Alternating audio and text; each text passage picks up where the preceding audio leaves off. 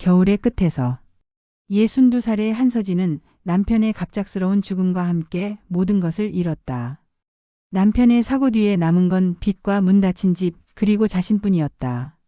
한때 여행사를 이끌던 유능한 직원이었지만 이제는 가사도우미 일을 하며 하루하루를 버티는 사람이 되었다. 새벽마다 유리창을 닦으며 생각했다. 언젠가 다시 웃을 수 있을까?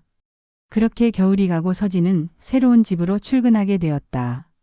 그 집의 주인은 76살의 장태호. 해운물류업으로 한 시대를 풍미했으나 아내를 떠나보낸 뒤 홀로 남은 남자였다. 커다란 저택과 텅 빈 식탁, 그곳에는 시간이 멈춘 듯한 공기가 감돌았다. 첫 출근 날 서진은 현관문을 열고 들어서며 긴장했다. 마루를 밟는 발소리만이 고요한 집 안에 울렸다. 거실로 이어진 복도를 지나자 넓은 창으로 겨울 햇살이 비쳤다. 그 빛 속에 태호가 서 있었다. 오셨습니까? 그의 목소리는 낮고 차분했다. 서진은 고개를 숙여 인사했다. 태호는 천천히 다가와 집안을 안내했다. 주방, 서재, 정원으로 이어지는 통로. 모든 곳이 정돈되어 있었지만 어딘가 텅 빈 느낌이었다.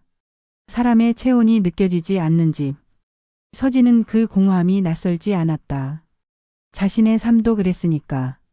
잘 부탁드립니다. 태호가 말했다. 그의 눈빛에는 기대보다 외로움이 서려 있었다. 서진은 묵묵히 고개를 끄덕였다. 그날부터 서진의 일과가 시작되었다. 새벽에 일어나 식사를 준비하고 집 안 구석구석을 청소했다. 태호는 늘 정해진 시간에 식탁에 앉았고 서진이 차린 음식을 천천히 먹었다. 말은 많지 않았지만 그의 시선은 자주 서진에게 머물렀다. 서진은 그 시선을 느끼면서도 애써 외면했다. 아직은 누군가의 눈빛을 받아들일 준비가 되지 않았다. 태호는 언제나 말했다. 혼자 먹는 밥은 밋밋하다고. 그의 말투는 다정했고 시선은 오래 머물렀다. 서진은 처음엔 거리를 두려했지만 그의 식탁에는 묘한 온기가 있었다. 식사 후 그는 차를 내왔고 잔에서 피어오르는 김이 두 사람의 숨결과 섞였다. 함께 마시지 않겠습니까? 태호가 권했다. 서진은 잠시 망설이다 그의 맞은편에 앉았다. 차를 마시는 동안 태호는 젊은 시절 이야기를 꺼냈다. 배를 타고 세계를 누비던 시절 항구마다 다른 석양. 서진은 그의 이야기에 귀 기울였다.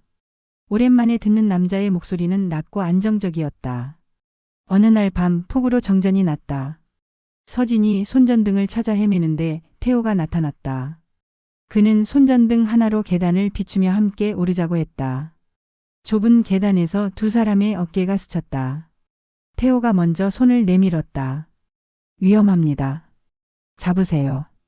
서진은 그의 손을 잡았다. 차가운 금속 난간 대신 전해진 체온은 낯설게 따뜻했다. 그의 손바닥은 거칠었지만 힘이 있었다. 계단을 오르는 내내 태호는 서진의 손을 놓지 않았다. 오히려 더 단단히 감쌌다. 2층에 도착했을 때도 두 사람은 손을 잡은 채 서 있었다. 어둠 속에서 태호의 숨소리가 가까이 들렸다. 서진은 자신의 심장이 빠르게 뛰는 것을 느꼈다. 태호가 천천히 그녀의 다른 손도 잡았다. 두 손을 마주 잡은 채 그들은 한참을 서 있었다. 그의 엄지손가락이 서진의 손등을 천천히 쓰다듬었다. 그 작은 움직임에 서진의 온몸이 반응했다. 추우시겠습니다. 태호가 속삭이듯 말했다. 그러나 그는 서진을 놓아주지 않았다. 오히려 한 걸음 더 가까이 다가왔다. 서진은 그의 체온을 느낄 수 있었다. 태호의 손이 그녀의 어깨로 올라왔다. 조심스럽지만 확실한 움직임이었다. 서진은 떨렸지만 거부하지 않았다. 그 순간 아무 말 없이 둘은 태호의 침실로 향했다. 태호는 부끄러운 듯 머뭇거리는 서진을 리드했다. 그녀의 옷을 벗기고 그의 품에 감싸 안았다. 둘은 온전히 서로의 체온을 느꼈다.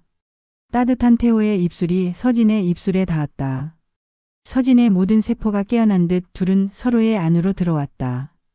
태호의 손이 그곳에 닿았다. 서진은 자신도 모르는 새 그곳이 흠뻑 젖어 있었다. 서진은 오랜만에 자신이 살아있다는 감각을 되찾았다. 며칠 뒤부터 태호는 늘 부엌으로 내려왔다. 커피를 내리며 오늘은 어떤 향이 좋을까 물었고 그의 손이 서진의 손등에 닿을 때마다 공기가 미세하게 떨렸다. 어느 날 저녁 그가 서진의 어깨에 묻은 밀가루를 털어주다 손이 목덜미에 닿았다. 서진은 움찔했지만 피하지 않았다.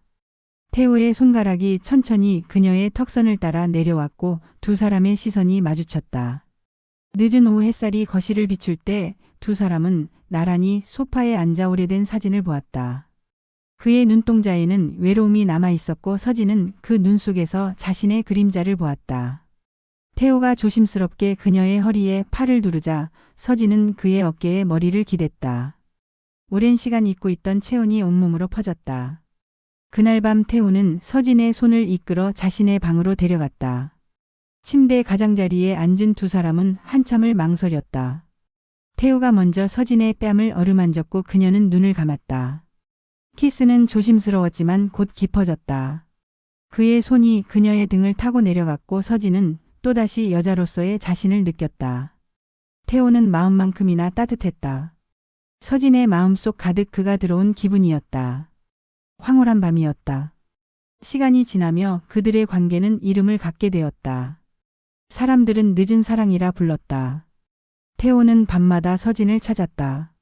그의 손길은 점점 더 익숙해졌고 서진도 그에게 몸을 맡기는 법을 배웠다. 어느 날 밤 태호는 서진을 침대에 눕히고 천천히 옷을 벗겼다. 그의 입술이 목에서 쇄골로 다시 가슴으로 내려갔다. 서진은 그의 머리카락을 움켜쥐며 신음을 참았다. 참지 마세요. 태호가 속삭였다. 그의 손이 서진의 허벅지 안쪽을 더듬었다. 서진은 몸을 떨었다. 태호는 그녀의 반응을 즐기듯 천천히 움직였다. 두 사람은 밤새 서로를 탐했다. 아침이 오면 태호는 서진의 머리카락을 쓰다듬으며 다시 한번 그녀를 안았다. 서진은 그 절박함 속에서 사랑과 집착의 경계를 느꼈다. 하지만 사랑이 깊어질수록 불안도 함께 자랐다. 태호의 다정함은 어느새 확신을 요구하는 집착으로 변했다. 그는 늘 곁에 있기를 원했고 서진이 조금만 멀어지려 해도 붙잡았다. 어느 날 아침 서진이 일찍 일어나 집으로 가려 하자 태호가 그녀의 손목을 잡았다. 어디 가십니까? 그의 목소리에는 불안이 섞여 있었다. 서진은 그 소나기에서 두려움을 느꼈다. 태호는 그녀를 다시 침대로 끌어당겼다. 그의 키스는 더 이상 부드럽지 않았다. 서진의 입술을 물어뜯듯 빨아들였고 목에 자국을 남겼다. 서진은 그의 어깨를 밀어냈지만 태호는 놓아주지 않았다. 제발 가지 마세요. 그가 애원하듯 말했다. 서진은 그 눈빛에서 사랑이 아닌 공포를 보았다.